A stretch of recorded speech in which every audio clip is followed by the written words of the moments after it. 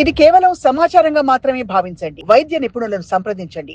ఈ digestion problems గానీ, gastro problems గానీ చిన్నపిల్లల నుంచే మొదలవుతున్నాయి. కానీ చిన్నపిల్లల్లో సర్జరీ దాకా వెళ్ళే ఛాన్సెస్ చాలా తక్కువ అనుకుంటా. సర్జరీ ఎప్పుడు కూడా లాస్ట్ రిసార్ట్.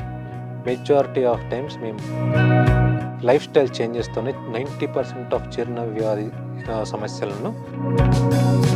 అలాగే ఈ జీర్ణ సమస్యలు ఏవైతే ఉంటాయో అవి ఎలా నిర్ధారిస్తారు? సమస్యను బట్టి మన పరీక్షలు అనేవి ఉంటాయి. మెయిన్గా ఈజీగా నాన్ ఇన్వేసివ్ టెస్ట్లు అనేవి ఫస్ట్. పొట్టలో మంట కానీ ఇలాంటి అల్సర్లు కానీ మనం బాగా వస్తున్నాయి అనుకుంటే. ఇప్పుడు పెరుగు అనేది ప్రోబయోటిక్ ఫుడ్ అంటారు కదా సార్, మరి పెరుగు తినడం చాలా మంది సందేహిస్తుంటారు, అంటే మెయిన్ అల్సర్ ఉన్న వాళ్ళు. అలాంటి వాళ్ళకి ఏ సొల్యూషన్ ఉంటుంది? పెరుగు తింటే అల్సర్ రావటము అలాంటిది. పెరుగు అనేది పులుపు కదా సార్. పెరుగు ఎక్కువసేపు పులుసుని కొద్దీ యాసిడ్.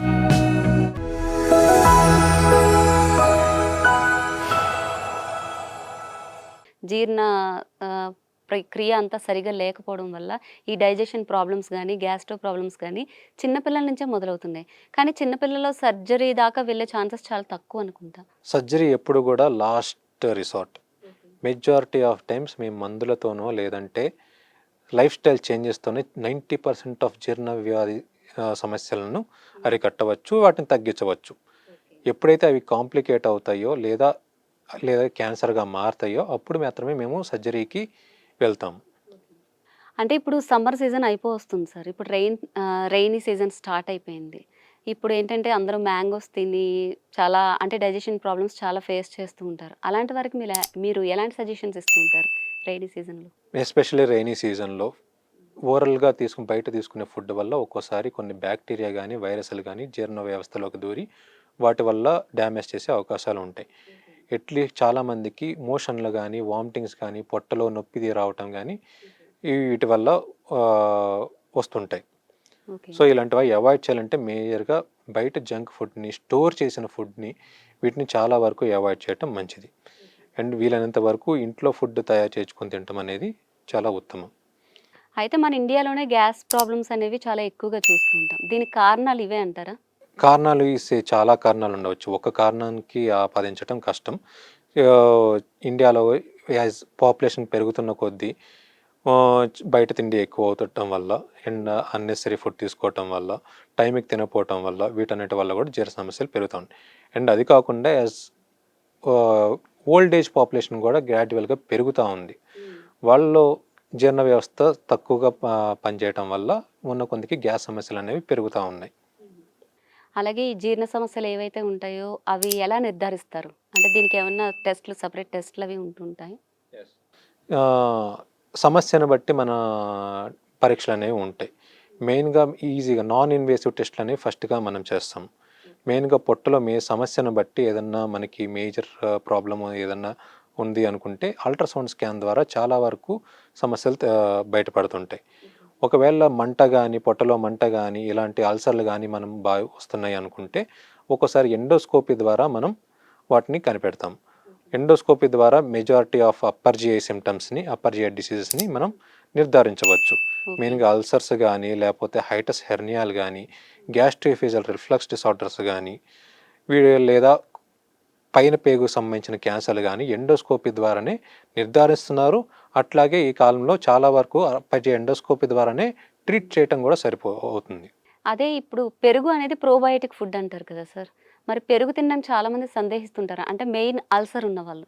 అలాంటి వాళ్ళకి ఏ సొల్యూషన్ ఉంటుంది? అది కేవలం కల్పితం మాత్రమే. పెరుగు తింటే అల్సర్ రావటము అలాంటిది అయితే ఏముండదు. యాక్చువల్లీ పెరుగు అనేది పులుపు కదా సార్, పులుపు అంటే నిమ్మ రసం కానీ పులుపు పదార్థాలు తినొద్దు అని. పెరుగు ఎక్కువసేపు పులుసుని కొద్దీ యాసిడిటీ పెరుగుతుంది. కరెక్ట్గా వన్ డే ఫర్మెంట్ చేసిన యూజువల్లీ పెరుగు అంత యాసిడిటీ ఏముండదు. And it is very beneficial to gut health. సరే, మీకు తెలిసిన ఇంకేమైనా దీనికి సంబంధించి గ్యాస్ స్ట్రోక్ కానీ అలాగే గట్ హెల్త్ మనం కాపాడుకోవడానికి కానీ ఏమైనా సజెషన్స్ ఇస్తూ ఉంటారా ప్రేక్షకులకి? మెయిన్గా ఇప్పుడు స్కూల్స్ రీఓపెన్ అవుతున్నాయి కాబట్టి ఎస్పెషల్లీ కొన్ని సమస్యలు, ఎస్పెషల్లీ మా అనుభవం మీద చూసిన సమస్యలు ఏంటంటే ఎస్పెషల్లీ అవాయిడ్ చేయదగిన సమస్యలు. మెయిన్గా ఒకసారి యుక్త వయసులోకి వచ్చిన పిల్లలు ఒకసారి స్కూల్కి పొద్దున్నే 8ంటికి వెళ్తే మళ్ళీ ఎప్పుడో సాయంత్రం 4ంటికి వస్తూ ఉంటారు. అవును. సో వీళ్ళల్లో ఏంటంటే అక్కడ బాత్రూమ్స్ ఒక్కోసారి క్లీన్ లేకపోవటం వల్ల కానీ, లేకపోతే మొహమాటం వల్ల కానీ, సిగ్గుపడటం వల్ల కానీ మోషన్ వస్తున్నా కూడా వాళ్ళు బిగబట్టుకొని ఉంటారు.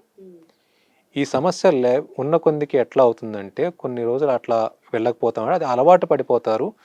ఇనిషియల్గా ప్రతిరోజు వెళ్ళాల్సిన మోషను కొన్ని నెలల మీద లేదంటే కొన్ని సంవత్సరాల మీద అలవాటు పడిపోయి రోజుకి తర్వాత 2 రోజులకు ఒకసారి వెళ్ళటము, తర్వాత 4 రోజులకు ఒకసారి వెళ్ళటము.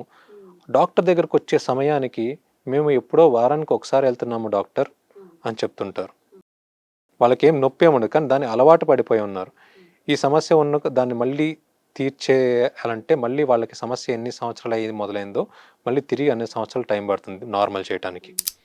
సో ఇది ఇమీడియట్గా ఎర్లీ స్టేజ్లోనే దీన్ని అవాయిడ్ చేయగలిగితే ఎట్లా అంటే మొహమాట పడకూడదు, మోషన్ ఎప్పుడు వస్తుంటే ఎక్కువసేపు ఆపుకోకూడదు, ఇమీడియట్గా పర్మిషన్ తీసుకొని ఎవరేమంటారో అనుకోకుండా వెళ్ళి ఖచ్చితంగా రావాలి. అలాగే ఇప్పుడున్న టీనేజర్స్‌లో గానివ్వండి, పిల్లల్లో గానివ్వండి, మొబైల్ పట్టుకుని బాత్రూమ్‌లో కూర్చుంటారు. అది జీర్ణ వ్యవస్థపై కూడా చాలా ప్రభావం చూపిస్తుందంటారు. అది నిజమేనా? నిజం, ఖచ్చితంగానే 100% గ్యారంటీ. ఎందుకంటే మేము చూసిన పైల్స్ ఎస్పెషల్లీ పైల్స్ అనేది యూజువల్లీ 40 పైబడిన వయసు వాళ్ళలో చూస్తుంటాం. కానీ ఈ మధ్య మేము 20 నుంచి 30 ఏళ్ల మధ్య వాళ్ళలో కూడా ఈ పైల్స్ అనే వ్యాధి చూస్తున్నాం. మెజారిటీ వాళ్ళలో ఎట్లా ఉంటుందంటే వాళ్ళ మెయిన్ అందరిలో కామన్ ఫ్యాక్టర్ మోషన్ వెళ్ళే టైంలో మొబైల్ తీసుకొని గంటలు మోషన్ కమోడ్ మీద కూర్చోవటము. దానివల్ల ఏమైందంటే తెలియకుండానే వాళ్ళు రెక్టం మీద స్ట్రెయిన్ చేస్తూ ఉంటారు. దానివల్ల ఏంటంటే రెక్టం ప్రెషర్ పెరిగి ఈ హెమరాయిడ్స్ అనేవి డెవలప్ అవుతుంటాయి. హెమరాయిడ్స్ అనేవండి రెక్టల్ ప్రొలాప్స్ అంటారు. ఒకసారి మోషన్ వచ్చే దారిలో నుంచి మ్యూకోజా బయటికి రావటం ప్రొలాప్స్ అంటారు. ఇవన్నీ దానికి తాలూకు సమస్యలు. సో మొబైల్ అనేది వీళ్ళంత వరకు అవాయిడ్ చేసి వీటిని కూడా అవాయిడ్ చేయడం బెటర్. ఇప్పుడు మన ఇండియన్ కల్చర్ ప్రకారం కూడా నార్మల్‌గా అయితే ఇండియన్ టాయిలెట్స్ వేరే ఉండేవి. బట్ ఇప్పుడు అందరూ కూడా కింద కూర్చోలేక వెస్టర్న్ టాయిలెట్స్ యూజ్ చేస్తున్నారు. ఈ వెస్టర్న్ టాయిలెట్స్ వల్ల కూడా కొంచెం మనకి మోషన్ ఫ్రీ ఉండదు అనేది వాస్తవమేనా? ఫ్రీగా ఉండదనేది కాదు. Compare to western commode Indian type is relatively extra support ఇస్తుంది. కంప్లీట్ వంగి కూర్చుంటాం కాబట్టి మన అబ్డామినల్ ప్రెషర్కి యాడ్ ఆన్గా మన థై ప్రెషర్ కూడా యాడ్ చేస్తుంది. సో దీనివల్ల ప్రెషర్ అనేది ఈజీగా కొంచెం compare to western commode straining అనేది తక్కువ ఉంటుంది ఇండియన్ కమోడ్లో చేసుకునే వాళ్ళకి. సో ఆ బెనిఫిట్ అనేది ఉంటుంది. స్ట్రైనింగ్ తక్కువ ఉంటుంది కాబట్టి ఈ సమస్యలు కూడా తక్కువ అయ్యే అవకాశాలు ఉంటాయి. సో వీలైనంత వరకు as a personal suggestion I say Indian commode is better to use. But ఒకసారి వయసు 60 దాటిన తర్వాత కీళ్ళ సమస్యలు అవనివ్వండి, వేరే సమస్యలు అవనివ్వండి, ఇండియన్ కమోడ్స్ మీద కూర్చోవటం ఇబ్బందికరం. అలాంటి వాళ్ళు అయినప్పుడు వెస్టర్న్ కమోడ్ వాడాల్సి ఉంటుంది. అలాంటప్పుడు ఏం చేయొచ్చంటే కాళ్ళ కింద ఒకటి పీట పెట్టుకుని ఉంటే అది కొంచెం ఫ్లెక్స్ చేసే అవకాశాలు ఉంటాయి. So it also temporary May avoid some at least to some percentage ఆ స్ట్రైనింగ్ అనేది అవాయిడ్ చేయగలటం వీలుంటుంది. ఇప్పుడైతే మీరు టీనేజ్‌కి కానివ్వండి, అలాగే పెద్దవాళ్ళకి కానివ్వండి, ఈ పేగు వరుపు సమస్యలనేవి కామన్ అయిపోయినాయి. పేగు వరుపు అంటే ఏంటి సార్ అసలు? పేగు పూత అంటే యూజువల్లీ లోపల ఇన్ఫ్లమేషన్. యూజువల్లీ అది చాలా ఒక కారణం అని చెప్పడం కష్టం. అది ఇన్ఫెక్షన్ వల్ల అయ్యి ఉండొచ్చు, లేదా వాళ్ళు వేసుకునే ట్యాబ్లెట్ల వల్ల అయ్యి ఉండొచ్చు, లేదా ఇంకా వేరే ఏదన్నా వ్యాధి వల్ల అయ్యి ఉండొచ్చు. కొన్ని ఇన్ఫ్లమేటరీ బౌల్ డిసీజ్ అంటాం, ఈ మధ్య కాలంలో ఎక్కువ అవుతున్నవి, వాటి వల్ల కూడా అయ్యి ఉండొచ్చు. సో ఏదైనా అది మనం నిర్ధారించడానికి ఎండోస్కోపీ కానీ కొలనోస్కోపీ కానీ చేసుకోవాల్సి ఉంటుంది. ఓకే. అంటే ఈ ఆల్కహాల్ తాగే అలవాట్ల వల్ల కూడా పేగు పూత కారణమవుతుందంటారా? ఆల్కహాల్ తాగే చాలా మందిలో కూడా పేగుపూత అనేది ఎంతో కొంత శాతం గమనిస్తూ ఉంటాం. ఆల్కహాల్ అనేది డెఫినెట్లీ చాలా రకాలమైన ఆర్గన్స్ మీద ఎఫెక్ట్ చేస్తుంది. మెయిన్గా గట్ మీద పుండ్లు పడటం, ఇన్ఫ్లమేషన్ రావటము, అట్లాగే ప్యాంక్రియాస్ వాపు రావటము, లివర్ డ్యామేజ్ అయిపోయి లివర్ పాడైపోయి జాండీస్ కానీ పొట్టలో నీరు కానీ చేరటం, ఇవన్నీ కూడా ఆల్కహాల్ వల్ల వచ్చే సమస్యలు. సార్ ఇప్పుడు గట్ హెల్త్‌కి సంబంధించి మీరు ప్రేక్షకులకి ఎలాంటి సజెషన్స్ ఇవ్వాలనుకుంటున్నారు? వీలైనంత వరకు ఇంట్లో ఫుడ్ తినండి, వీలైనంత వరకు మంచి ఆహారం తీసుకోండి. అండ్ ఎప్పుడైతే ప్రతి జీవితాంతం ఒకే రకమైన ఫుడ్ అనేది కాదు, వయసు చేంజ్ అయిన కొద్దీ అండ్ కొత్త వ్యాధులు వచ్చిన కొద్దీ మనం ఆహారపు అలవాట్లు మార్చుకోవాల్సి ఉంటుంది.